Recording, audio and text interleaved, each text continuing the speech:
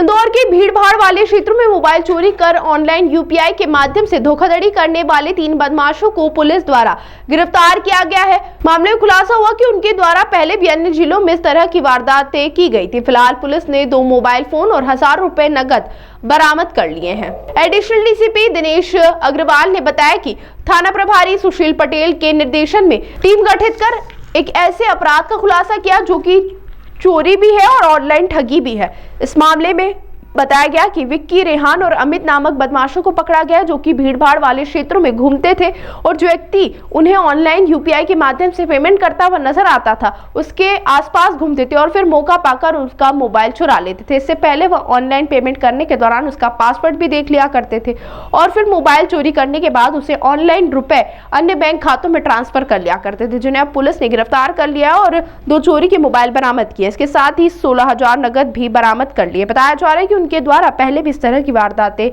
की जा चुकी हैं। ये मई माह में फरियादी गेंदालाल बैसवार जी द्वारा एक शिकायत आवेदन थाने पर प्रस्तुत किया गया था। पहले उनका मोबाइल चोरी होता है और 2 दिन के पश्चात उनके खाते से अलग अलग ट्रांजैक्शंस होते हैं जिनमें लगभग 50,000 रुपये उनके खाते से ट्रांसफ़र हो जाते हैं, उनके खाते से डेबिट हो जाते हैं। इस संबंध में थाना द्वारकापुरी पर अपराध पंजीबद्ध किया गया और जो कोर्स ऑफ इन्वेस्टिगेशन के दौरान ये ज्ञात हुआ कि इनके खाते से जो पैसा ट्रांसफ़र हुआ है वो इन्हीं की आईडी से हुआ है और कुछ खाता एमपी ऑनलाइन के कियोस्क वहाँ से विड्रॉ हुआ पैसा और कुछ पैसा जो है वो एक दूसरे खाते में ट्रांसफ़र होने के पश्चात एटीएम से विड्रॉ हुआ।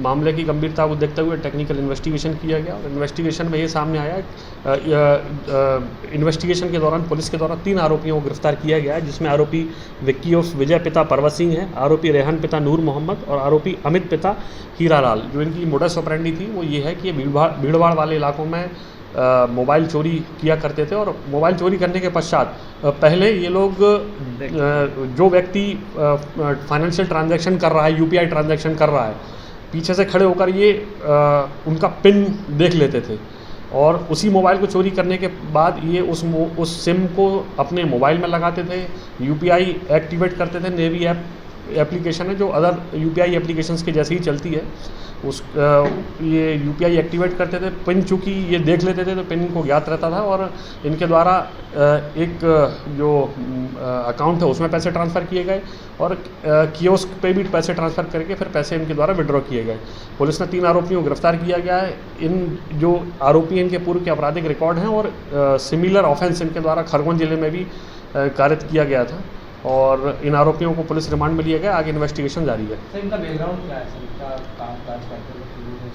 आपराधिक ये आपराधिक प्रवृत्ति के हैं और इनके द्वारा पूर्व में भी इसी तरह की मोडस ऑपरेंडी का अपराध जो है खरगोन जिले में कारित किया गया। सर, अभी तक कितनी वारदातों को ये अंजाम दे चुके हैं?